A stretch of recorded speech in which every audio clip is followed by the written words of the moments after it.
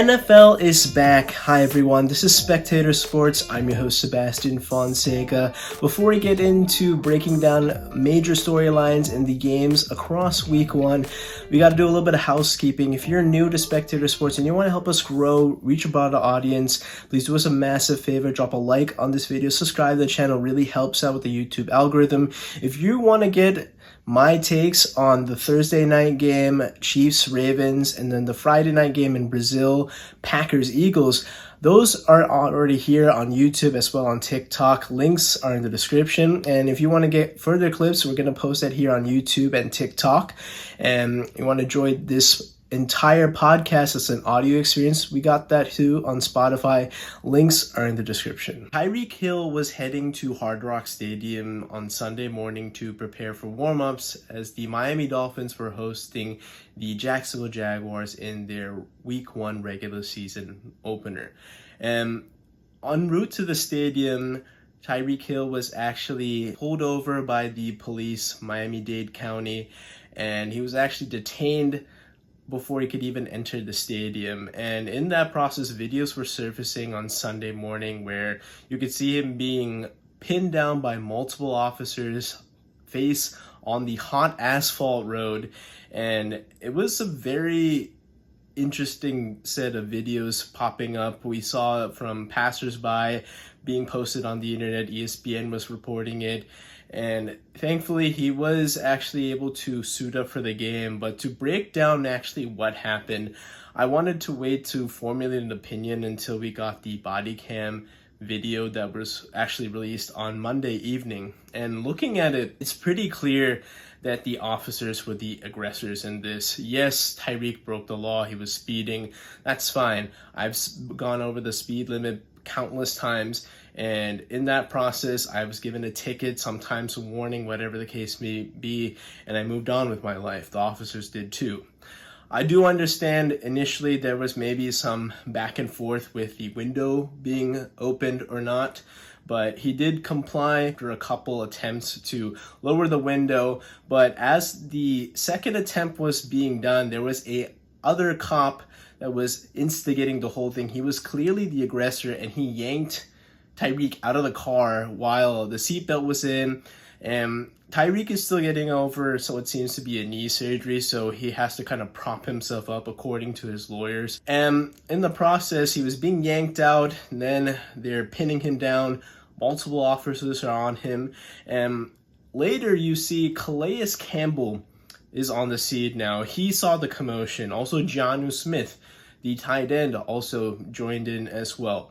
Now, Calais Campbell, being a teammate of Tyreek's for basically a week, he was an off-season acquisition, wasn't here too long, but he has been a veteran in this league, actually a Walter Payton Man of the Year, mind you. So that's somebody of high integrity and how to de-escalate situations, which he was trying to do, something that we didn't see in these police officers, which were clearly the aggressors on Sunday morning. Jonnu Smith was also there trying to help out as well, and eventually they put Calais Campbell in handcuffs as well and detained him. Now, Miami security, at least for the Dolphins security staff, they came and kind of cleared things up, and eventually everybody was able to suit up and they were able to play a game. We saw Tyreek Hill go off for an amazing catch and run of 80 yards, basically the go-ahead score.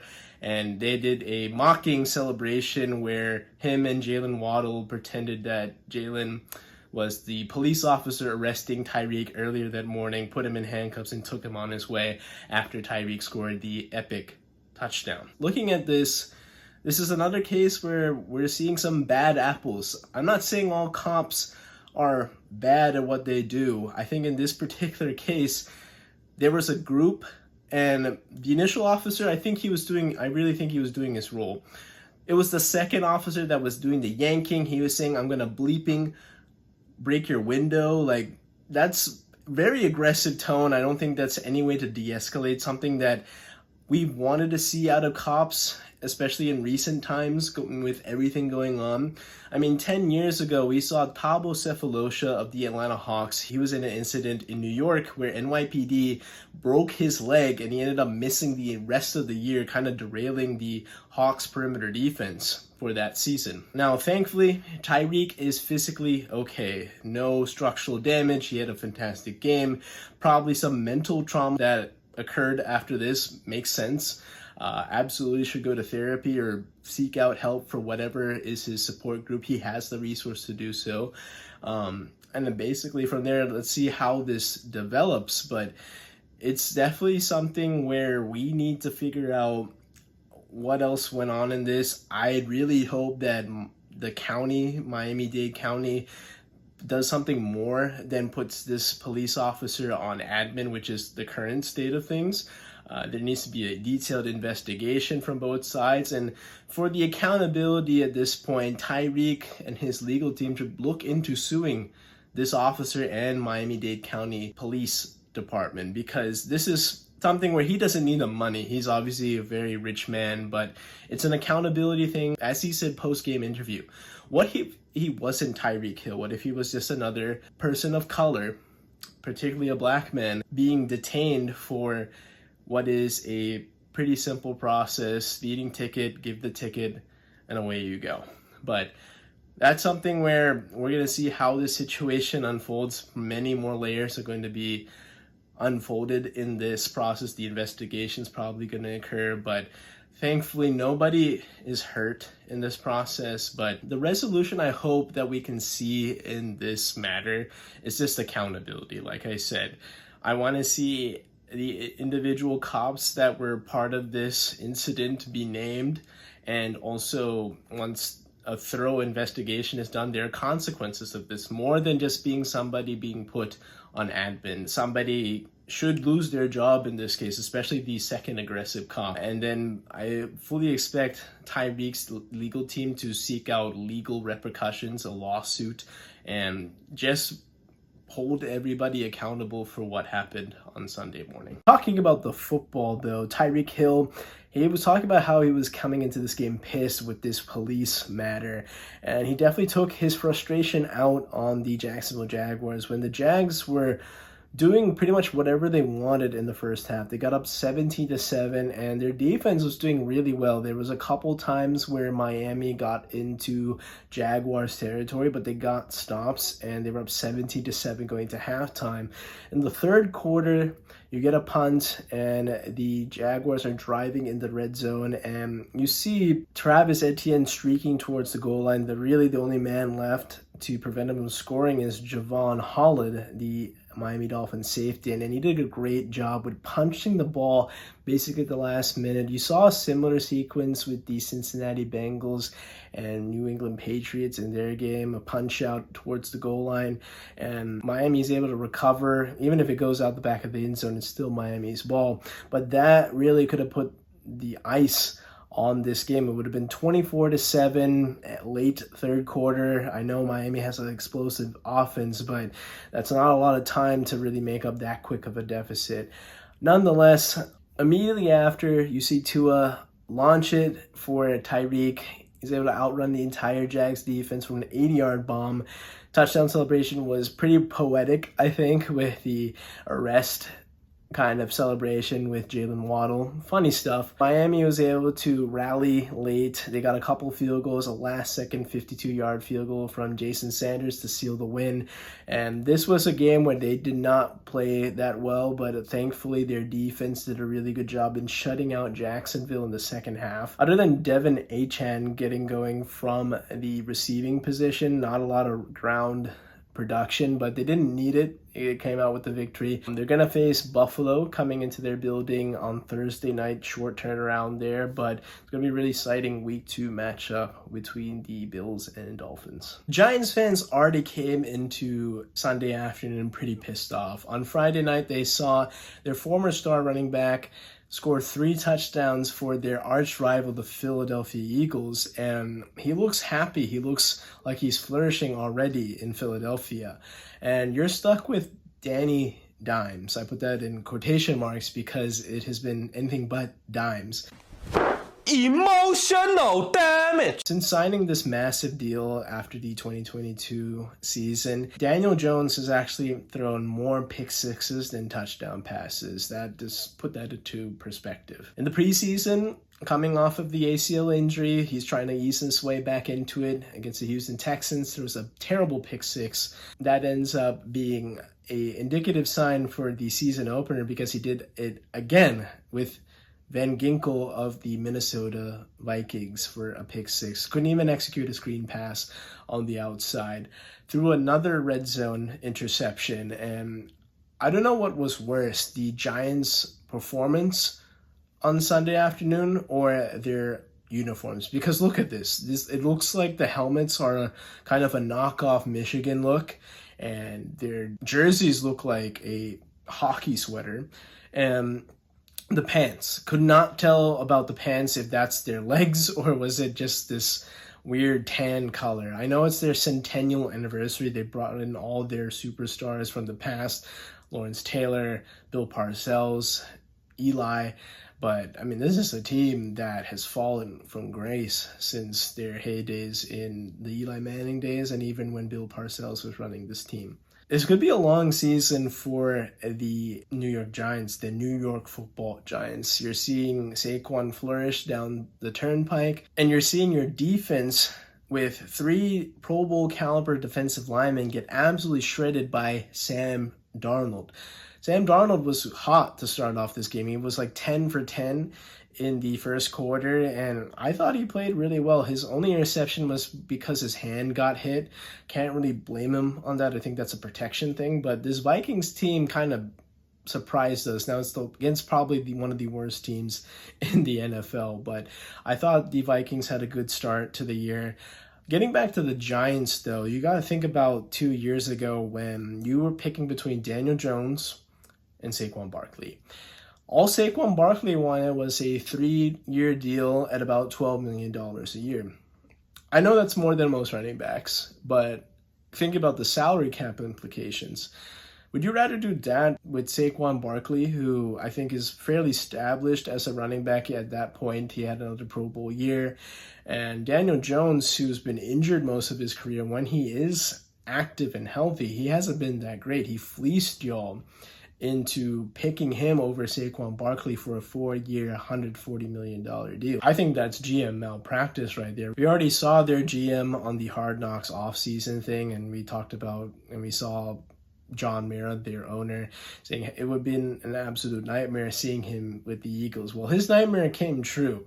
And now you're seeing the Giants have to endure this pretty long, brutal season that I think that's coming up for them, unfortunately. Could come at a good time where they can reset the roster, get Daniel Jones off the books, probably have to eat a dead cap number. But if there is a quarterback out there in the draft coming up, I think you have to snag him at this point because they were already looking at Drake May.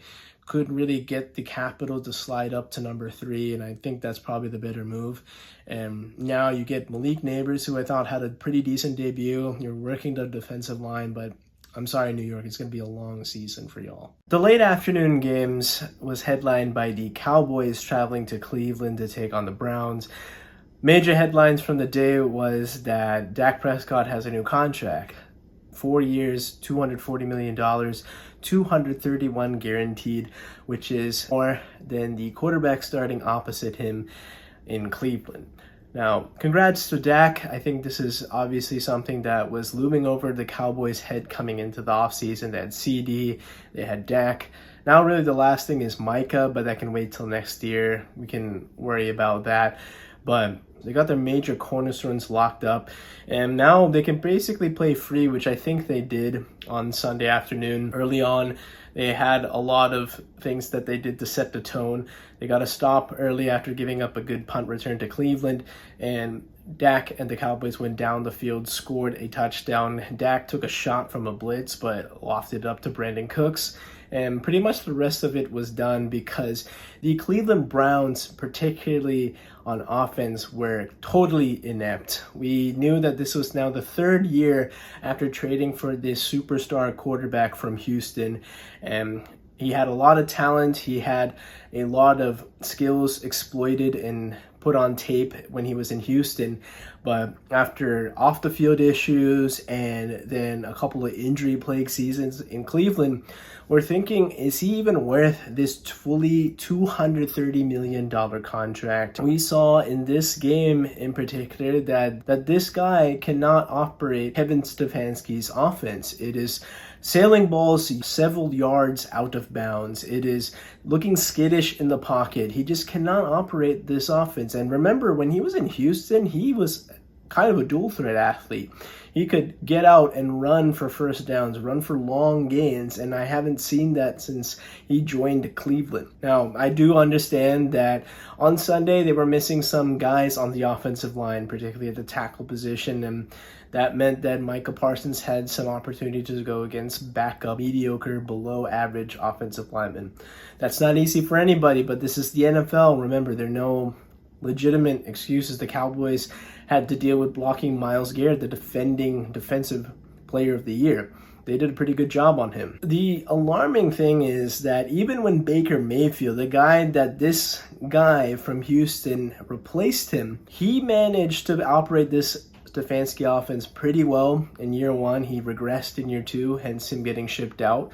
But then you saw Joe Flacco in this guy's place last year. He took this team to the brink of the AFC North title. They had a really good run to the playoffs. He won a lot of games and resurrected his career and this team from not having a postseason performance. I thought that they're not looking good. Where the way that this GM malpractice has been done to the Cleveland franchise has been absolutely malpractice. I mean, not only you take this money on to an unknown commodity, a commodity that has off the field issues, hasn't really proven himself outside of one postseason run that blew a 24-0 lead to Patrick Mahomes. Remember that, like 4 years ago?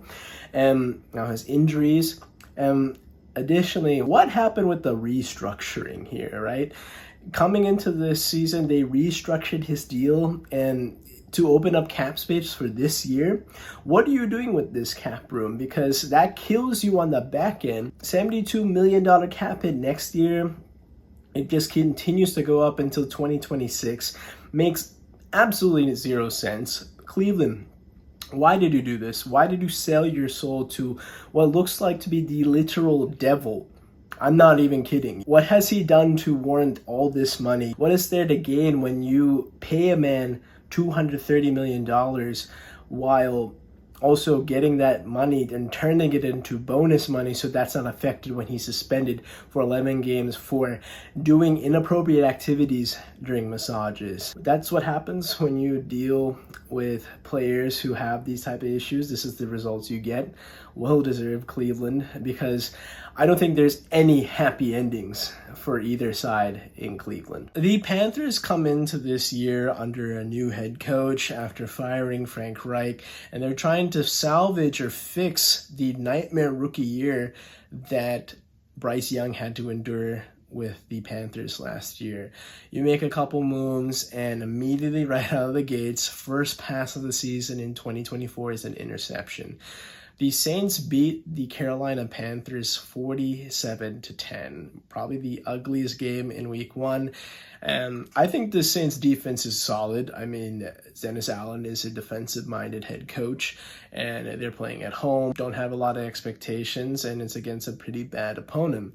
I didn't think they were this much better after the Carolina Panthers made so many moves to try to validate this jump to get to Bryce Young that ended up costing them an opportunity to draft Caleb Williams and DJ Moore. Now, with that, Bryce Young comes into this, already thrown an interception, had another interception in the second half. Then later in the second quarter, you saw a fumble turned into more points for the New Orleans Saints. I think they had 30 points in the first half alone. It was like 30-3. The garbage time touchdown was in the fourth quarter and pretty much very ugly from there. And from the Carolina Panthers standpoint, where do you go from here? It definitely can't get any worse, I hope, but it's not a good sign. sign coming out of the gate. You have some element of surprise, and you're hoping for good juju, obviously. There's some improvements, but the line can't protect. There's no real pass catchers in this team. Their defense got absolutely shredded against an offense who I think isn't going to scare anybody on paper. And on top of it, you lose the one good defender, your defensive tackle, for potentially the season. It's an absolutely catastrophic start for the Carolina Panthers. And then you just got to look and see how this deal with the Chicago Bears a year and a half ago now is going to pan out. You trade up for Bryce Young, the Heisman winner, a smaller quarterback who is just struggled in terms of accuracy. These are throws on the interceptions that are NFL throws. It's just something you just can't do in this league. Remember, you're coming into this with not a bunch of 5-star D1 talents like you did in Alabama. This is the NFL where usually offensive lines are very, very bad. The pass catches, you're lucky to get a game-changing receiver. And it's tough sledding, and it's a matter of overcoming all those issues. And it comes down to mechanics, it comes down to coaching. And could this be, first of all, one of the worst deals in recent NFL history? And then could that equate to Bryce Young being one of the biggest busts in recent NFL history? Comment what you think. This Panthers team is already looking doomed from the start. In this latest chapter of the Steelers quarterback battle, coming into their opening week 1 matchup against the Atlanta Falcons, Russell Wilson appeared on the Thursday injury report, and that was actually their first real practice, as many teams usually just have a walkthrough on their Wednesday practice. And it looked actually that he tweaked his calf muscle, and with that paved the way for Justin Fields to get the week 1 start, and he got a chance to kind of come home. He has a little bit of a home base in Atlanta, Georgia, and he's going against Kirk Cousins and his new team with the Atlanta Falcons. And looking at how the Steelers did, this is a typical Steelers victory. The final score was 18-10, 6 field goals from Chris Boswell. Defense was the name of the game for the Pittsburgh Steelers. TJ Watt was phenomenal, had the game-ending sack, and there was countless pressure on Kirk Cousins all afternoon long. And you can see that Kirk, he already wasn't the most mobile quarterback, but post-Achilles, I'm kind of worried that he might have come back too soon, because the way he wasn't even able to move around to remotely avoid pressure, that just means that he's an absolute statue of a target, and it's going to be really, really concerning, because the Steelers had probably one of the best fronts in the NFL, especially with TJ Watt. And this defense was able to force 2 interceptions, a lost fumble, and a lot of times we saw Kirk not being settled into this game. He was really off target, had a pedestrian game, 1 touchdown pass to 2 interceptions, under 200 yards.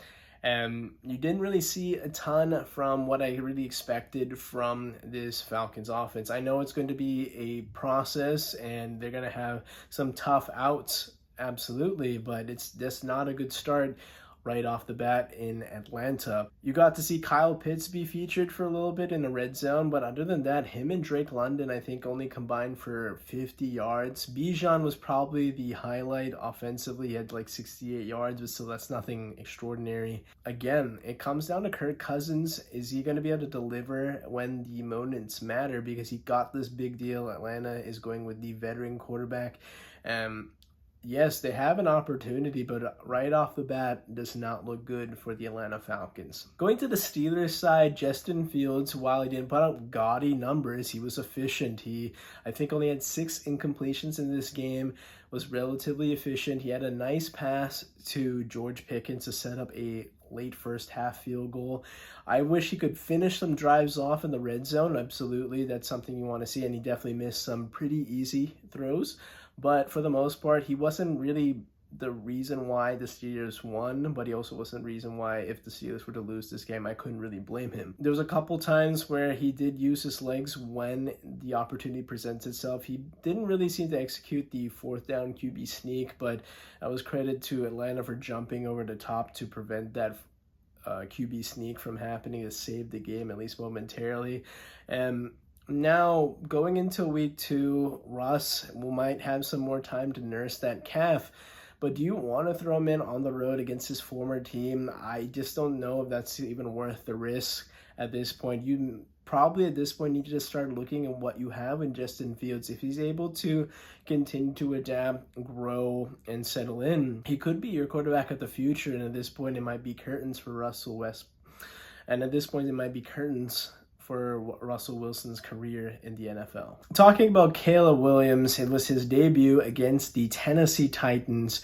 In this game, I mean, it wasn't really anything extraordinary. The offense scored no touchdowns, and he was held to below 100 yards passing. I knew that it wasn't going to come out like a cakewalk for this guy. There's definitely going to be times where this kid is going to struggle.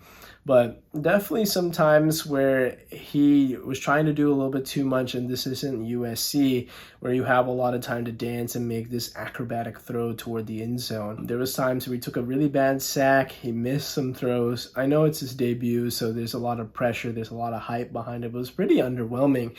And the Tennessee Titans were up 17-0. Will Levis was looking good. They showcased Tony Pollard, their offseason acquisition. And defensively, I thought they didn't force any turnovers, but they still played really well against the Bears offense. In the second half, things started to turn around for the Bears, but in not an atypical way. They got a block punt for a touchdown by Jonathan Owens. And after that, they got a couple field goals to cut the lead down to 1. Will Levis pretty much is in the grasp at this point. There's a time where you can make a desperation play, and then there's a time where you have to take a sack, and this is where you're learning as a quarterback in this league. And that was that was one of the worst mistakes you can make in the grass. Tries to flip it out, there's no velocity on it, picked up and taken back for a touchdown. Bears get the 2-point conversion to go up 24-17, 24 unanswered points. That was basically the ball game. There were no more opportunities for this Bears. There's no more opportunities for this Titans team to respond. It's disappointing because you go into the offseason, you have another team with a new head coach. You're trying to figure out what you have at quarterback, and there's a very winnable game, but failed to do so.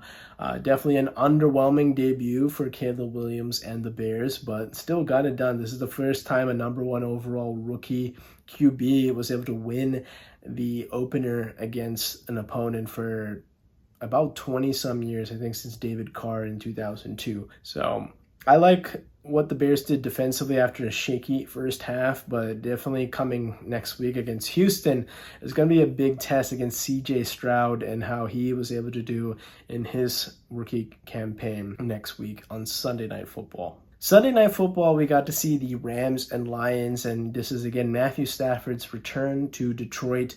The deal that was made 4 years ago almost is going to be one of the most talked about deals in recent memory, just due to the implication it had.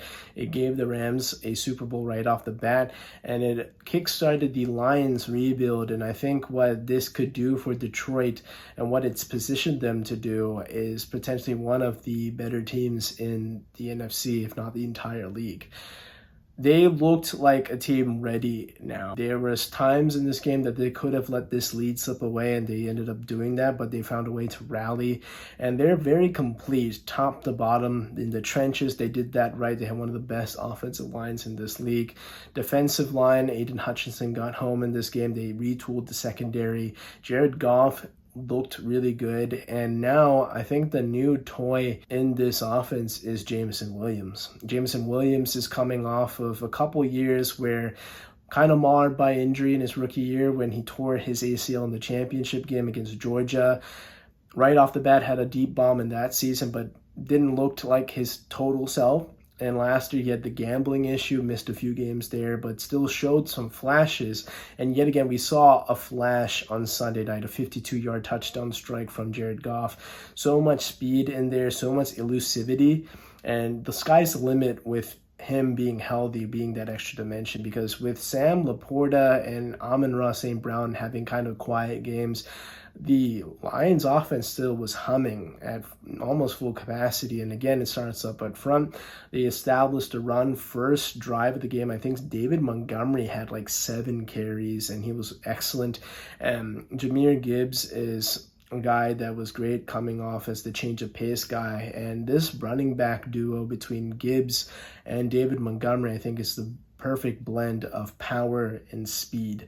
You have the guy that comes up with the haymaker punches, and then you got the guy coming with the speed jabs later on. Regardless, as credit I have to give with LA, they were missing some O-linemen. Then Puka Nacua got hurt. Matthew Stafford balled yet again. He did what he could. Cooper Kupp kind of turned back the clock. They had to go-ahead touchdown, but they simply just ran out of gas. And this is what the Lions, I think, can do to a lot of folks and defenses, where they will have that push again and again and again and just wear you out. And that's exactly what they did in the opening drive of overtime. They won the toss and they said, hey, let's not dig too cute. We were doing that too long. We coughed up a 14-point lead. Let's just keep it simple. David Montgomery, they can't really stop him after at least 4 to 5 yards, and then he'll push the pile again for another 3. And that's exactly what they did in overtime. David Montgomery run, Montgomery run, Montgomery run, eventually till he hit pay dirt for an overtime victory. They start the year 1-0. And I think this is the kind of sign to the league that the Lions are learning from their mistakes, and they're absolutely going to be contending for a Super Bowl this year. So that's it for this episode of Spectator Sports. Remember, guys, if you want to get clips from this episode or previous clips from the Friday night game and the Thursday night opener, all linked in the description, plus the audio from Spotify. Please do us a favor as well. Like this video, subscribe to the channel, and I'll catch you on the next one. Take care.